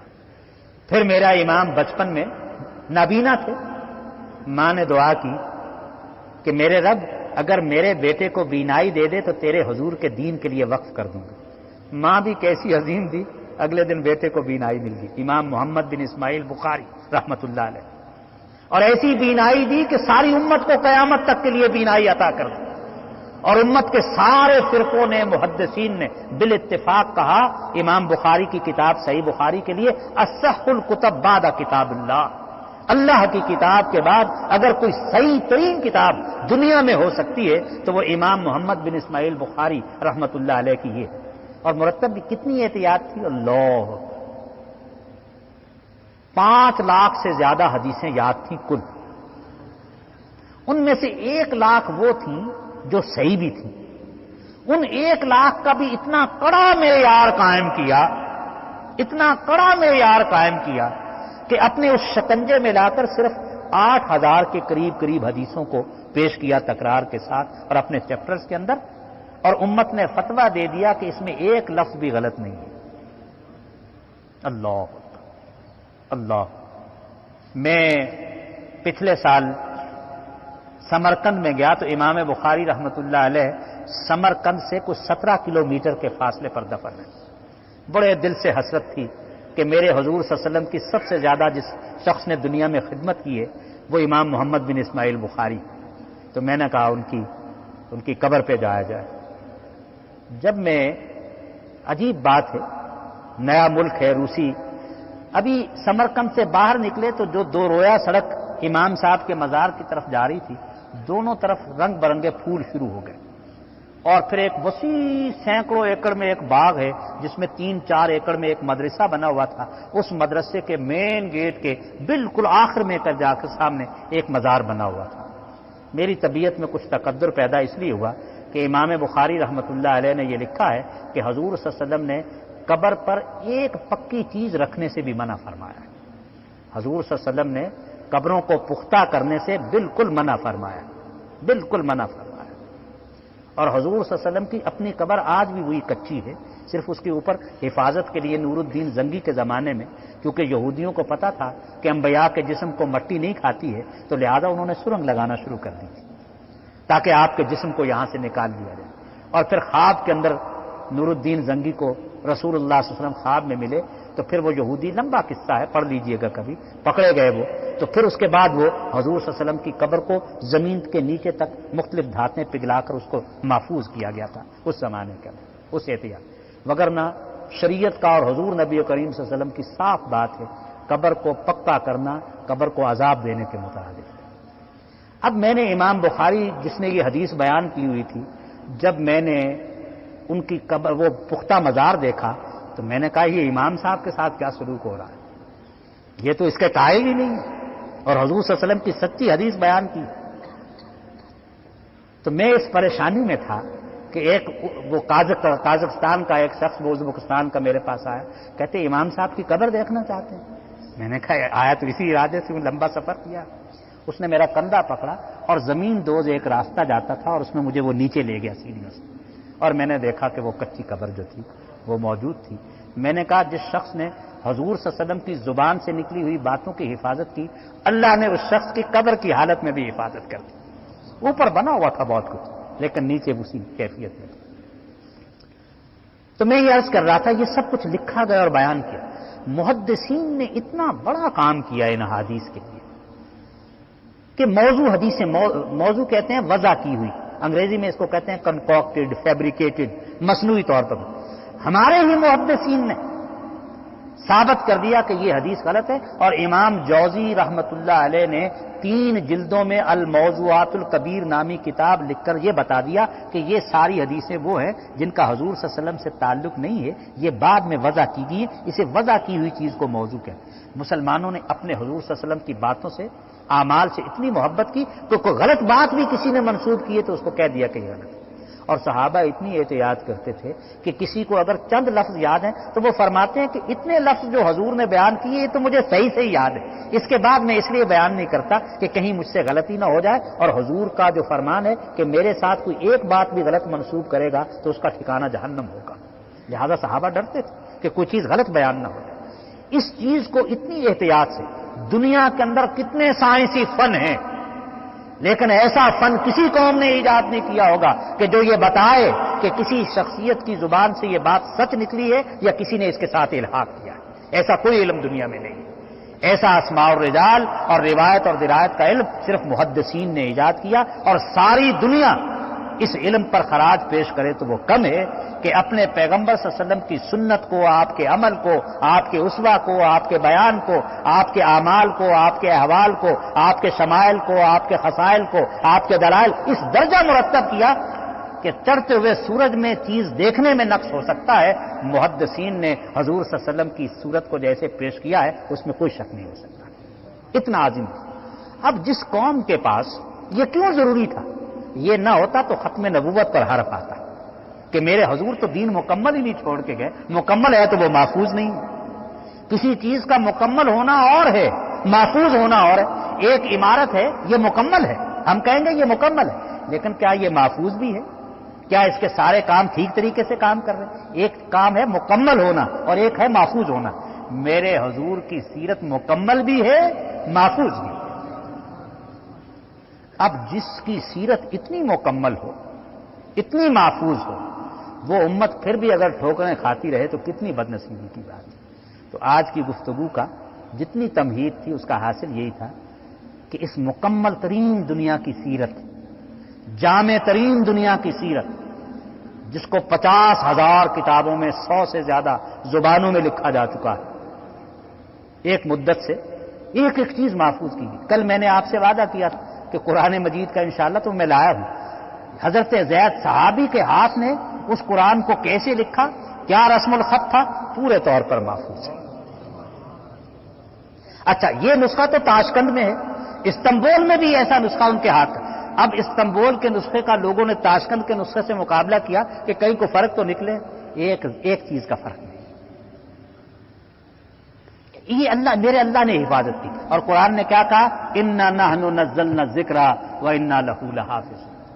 جیسے قرآن محفوظ، بالکل ایسے ہی حضور کی سیرت محفوظ، اس لیے کہ یہ ختم نبوت کا تقاضا۔ اب جس امت کے پاس کتاب اتنی محفوظ ہو، حضور کی سنت اتنی محفوظ ہو، پھر اس امت کی حالت اپنی کیا ہونا چاہیے، یہ ہے بات جو سب سے زیادہ سوچنے کی ہے، اور ان دنوں اس کا فیصلہ کرنے کی ہے۔ غفلت میں بڑی عمر گزار دی، بڑی غفلت میں، ہو سکتا ہے میری آپ سب لوگوں سے زیادہ غفلت میں عمر گزری ہو۔ اللہ تعالیٰ کی پناہ مانگنا چاہیے، استغفار کرنا چاہیے۔ جلدی یہ سلسلہ ختم ہونے والا ہے۔ اب تو یہ بھی نہیں پتا چلتا گھر سے چلتے ہوئے کہ شام کو واپس بھی آنا ہے یا نہیں آنا، کچھ پتہ نہیں چلتا۔ یہ سانسوں کی جو ڈوری چل رہی ہے یہ کسی دن کھینچ لی جائے گی اور یہ ختم ہو جائے گی اور مہلت عمل ختم ہو جائے گی. اس لیے ضرورت ہے کہ اللہ پاک نے یہ جو خوش نصیبی کے دن آپ کو عطا کیے ہیں، اپنی ذات میں جھانکنے کے دن عطا کیے ہیں، سابقہ کوتاہیوں پر نگاہ ڈالنے کے دن عطا کیے ہیں، اور اس کی رحمت تو ایسی ہے، ایسا امید کا دین ہے کہ سچے دل سے توبہ کر لیجئے، جتنے فرائض کی کوتاہی ہو چکی ہے اللہ اس پر خط تنسیخ کر دے. عدی بن حاتم کی بات سناتا ہوں. یہ حاتم تائی بڑے مشہور قصے اس کے ہیں، اس کے بیٹے ہیں.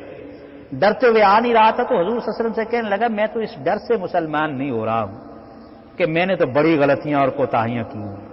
سابقہ زندگی کی طرف نگاہ دوڑاتا ہوں تو گناہ ہی گناہ مجھے اپنے نظر آتے ہیں. آپ نے